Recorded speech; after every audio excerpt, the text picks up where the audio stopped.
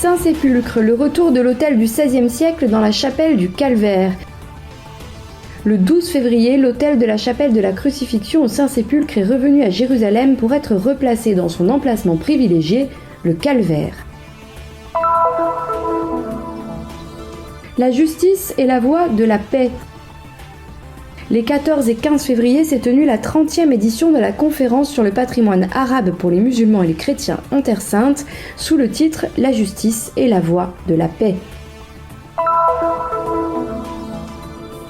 LifeGate, une révolution pour l'intégration. LifeGate est un institut qui lutte contre la marginalisation des personnes en situation de handicap en Palestine. Depuis toujours, il crée des opportunités pour transformer le handicap en facteur motivant et déterminant. L'origine du jubilé est son reflet dans le Nouveau Testament. Le père David Neuhaus, professeur en écriture sainte, réfléchit sur la signification de l'année jubilaire dans la Bible.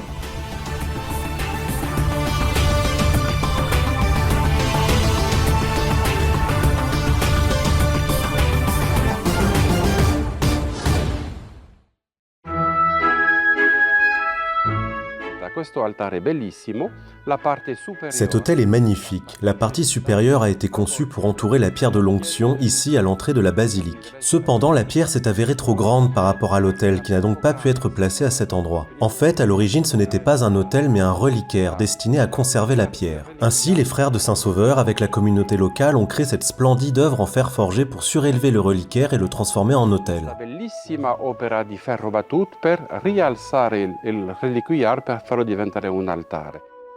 Le 8 avril 2024, l'autel de la chapelle latine de la Crucifixion sur le Calvaire, à l'intérieur de la basilique du Saint-Sépulcre, avait été retiré.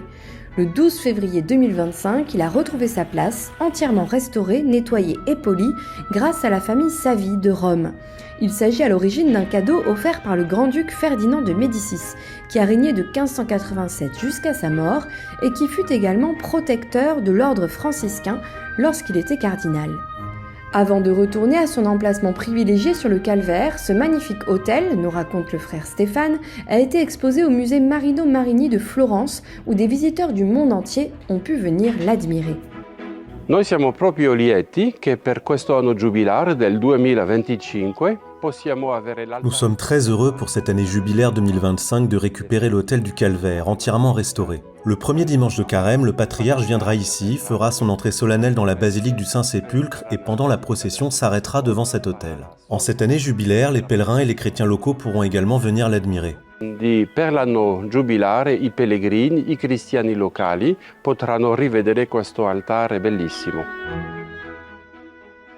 Fait curieux, Ferdinand de Médicis, poursuit le frère Stéphane, au moment où l'autel fut offert au Saint-Sépulcre, était à la fois cardinal et duc. C'est pourquoi, par la suite, pour la première fois dans l'histoire de l'Église, il est redevenu laïque afin de pouvoir conserver son duché.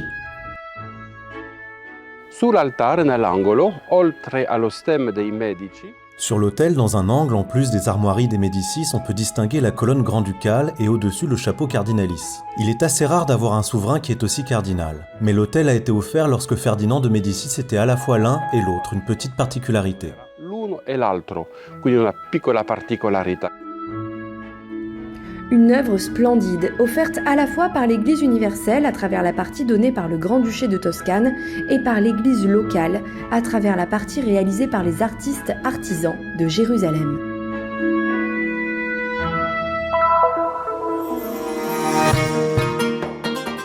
Le Centre Al-Lika pour les études religieuses, patrimoniales et culturelles en Terre Sainte a accueilli à Bethléem les 14 et 15 février la 30e édition de la conférence sur le patrimoine arabe pour les musulmans et les chrétiens en Terre Sainte, intitulée « La justice et la voie de la paix ». La conférence a réuni des prêtres, des intellectuels et des universitaires venus de Bethléem, de Galilée et de Haïfa.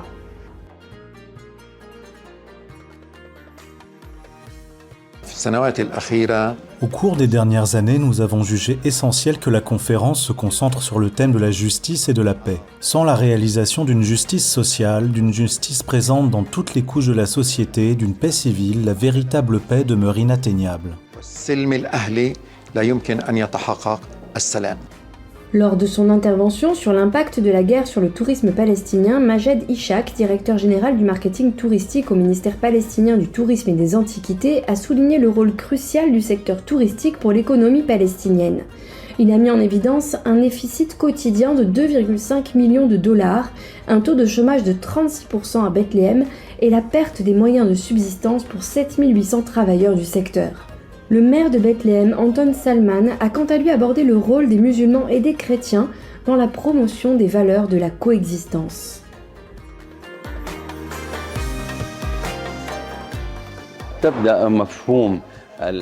Le concept de coexistence naît des habitudes, des traditions, des normes, de la culture et de l'éducation, tant au sein de la famille qu'à l'école. La coexistence est une réalité incontestable dans la société palestinienne. Tout comportement s'écartant de ses coutumes et de ses traditions de coexistence est condamné et rejeté par notre société.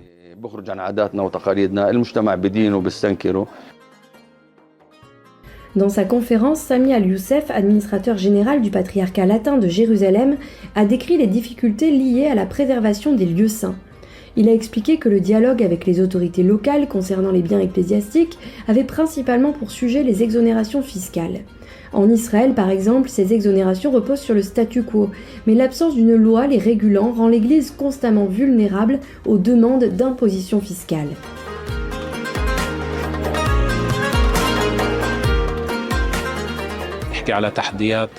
Il existe également des défis liés au grand nombre d'organisations chrétiennes qui offrent des services. Beaucoup font face à une grave crise financière. Les défis concernent aussi les organisations gérées par les ordres religieux. Aujourd'hui, le nombre d'évocations est en diminution. La question est de savoir si ces ordres pourront continuer à gérer leurs institutions. Cependant, l'Église continuera d'offrir ses services, affirme Sami Al-Youssef.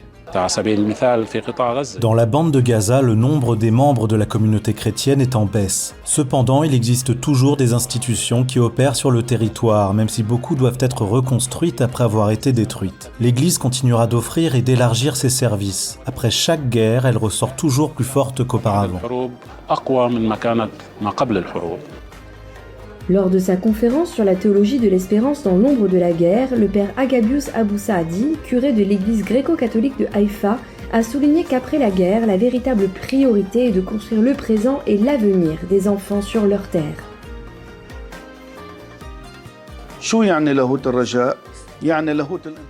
Quel est le sens de la théologie de l'espérance? C'est le chemin vers les autres, la reconnaissance de droits et de devoirs. C'est la théologie de la solidarité, de l'amour et de la compassion envers ceux qui sont opprimés.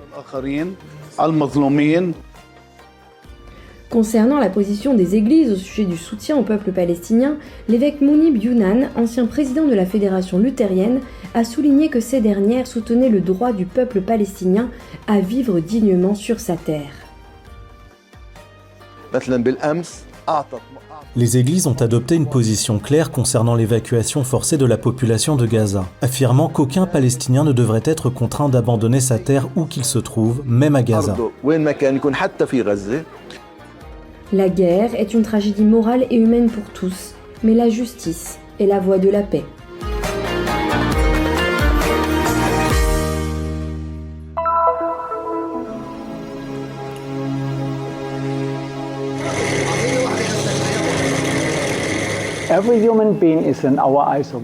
Chaque être humain est à nos yeux une merveilleuse création de Dieu, avec le droit d'être aimé, éduqué, formé. Nous espérons que tous puissent vivre de la manière la plus indépendante possible. Et c'est précisément pour cela que nous agissons.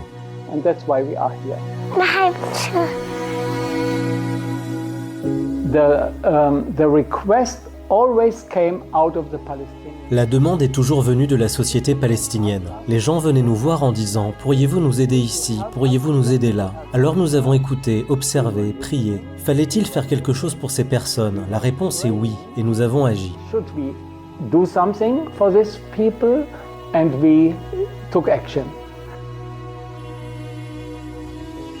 LifeGate est une révolution contre la marginalisation, une rébellion contre l'impuissance, une affirmation du droit de chaque être humain à une vie digne.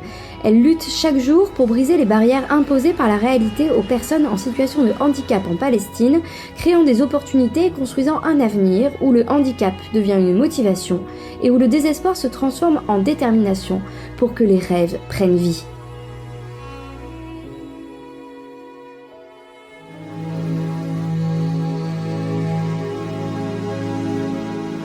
صار لي في اللايف جيت 17 سنة تقريبا. Je suis ici à LifeGate depuis 17 ans. Jeune, je ne m'acceptais pas. Je me sentais étranger, je n'arrivais pas à croire ce que je vivais. Je m'enfermais dans ma chambre et je pleurais. Mais depuis mon arrivée ici, j'ai profondément changé. أحبس حالي في الغرفة كتير وأبني أعيط بس لما جيت على المؤسسة تغيرت. مرحبا أنا اسمي بتول فواغرة.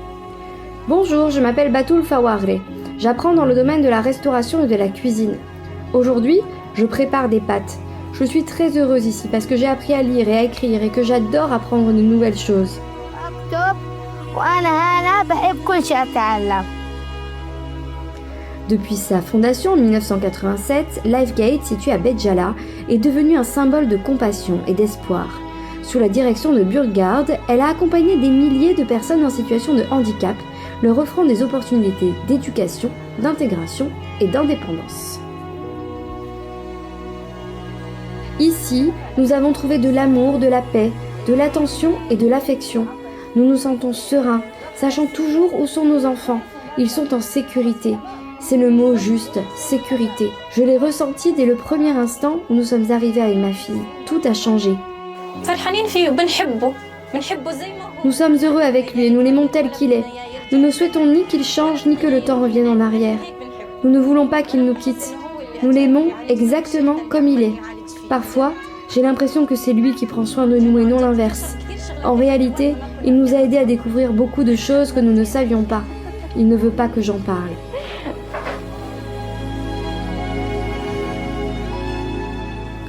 Dieu nous a donné une intelligence et un corps, nous donnant ainsi la capacité d'agir et de changer. Nous ne pouvons pas rester spectateurs ni nous résigner à la peur ou à l'impuissance. Aujourd'hui, plus que jamais, il est temps de transformer notre foi en action qui redonne espoir à l'humanité.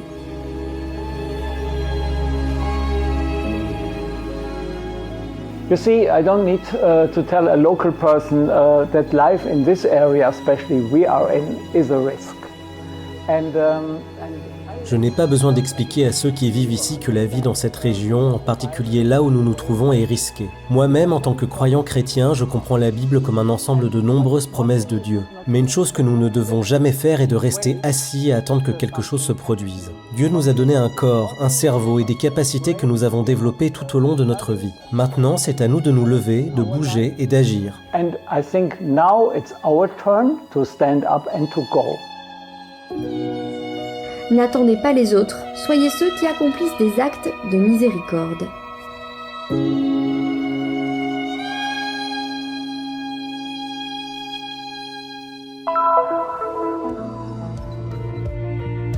L'Église catholique a proclamé pour 2025 une année sainte spéciale, commencée le 24 décembre 2024 et qui prendra fin le 28 décembre prochain. Il s'agit d'une année jubilaire dédiée au thème de l'espérance. Mais quel est le lien entre le jubilé, l'Ancien Testament et le message du Christ ?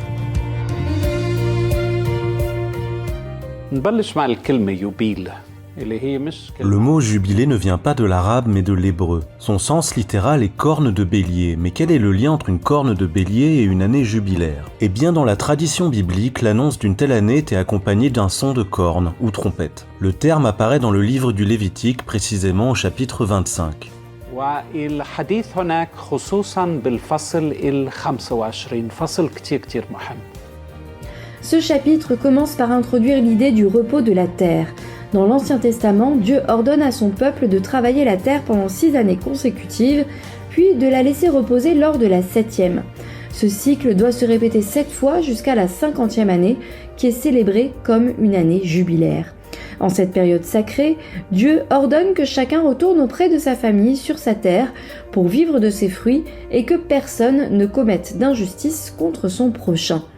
وشو يعمل فيه وهي كتير مهم يعيش الشريعة يعيش الكلمة الإلهية. Cela signifie vivre la loi divine, transformer la parole de Dieu en chair et en vie afin qu'elle s'incarne dans l'existence de chaque être humain sur Terre. Ce concept rappelle l'idée fondamentale de la Bible dans le livre de la Genèse. Lorsque Dieu créa l'homme, il le plaça sur la terre. Cela représente un nouveau commencement et constitue un élément fondamental de l'année jubilaire. معناته نوعا ما بداية جديدة. هاي عنصر أساسي لسنة اليوبيل. Pendant l'année du jubilé, Dieu commande aussi la libération des esclaves.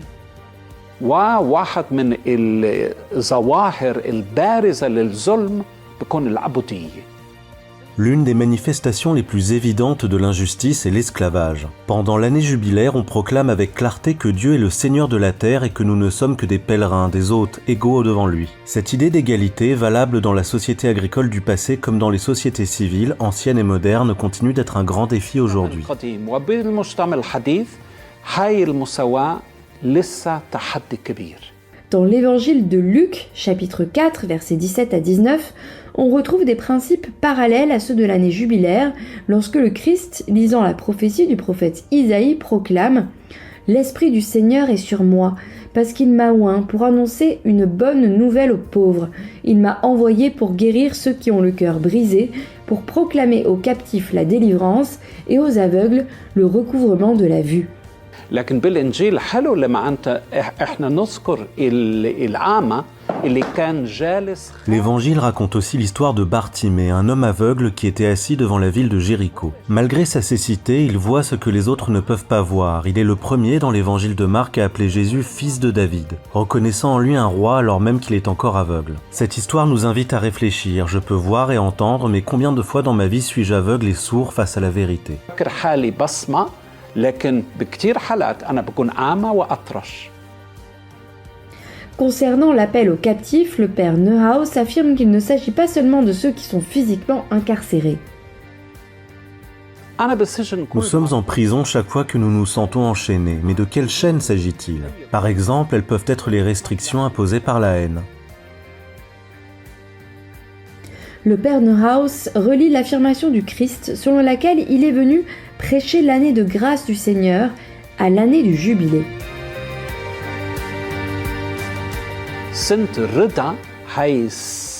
L'année de grâce de Dieu est celle qui nous introduit dans la nouvelle création. En effet, dans la Genèse, après chaque jour de la création, on lit « Et Dieu vit que cela était bon ». L'Église célèbre un jubilé tous les 25 ans. Il s'agit d'un temps de repentance et de réconciliation avec Dieu et avec son prochain. Souhaitons que chaque jour de notre vie soit une année jubilaire, afin que nous respections toujours notre prochain, créé par Dieu à son image et à sa ressemblance, et que nous puissions ainsi être parmi ceux qui lui sont agréables. Venez découvrir le nouveau site web du Christian Media Center. Vous y trouverez nos vidéos et programmes spéciaux de Terre Sainte présentés par une toute nouvelle mise en page plus claire et plus moderne. Vous pourrez également regarder les événements diffusés depuis les lieux saints, ainsi que les caméras qui tournent 24 heures sur 24 à Nazareth et à Bethléem. Avec des vidéos doublées en 10 langues, nous vous emmenons directement en Terre Sainte. Pour nous soutenir concrètement, scannez le QR code. Votre choix fait toute la différence.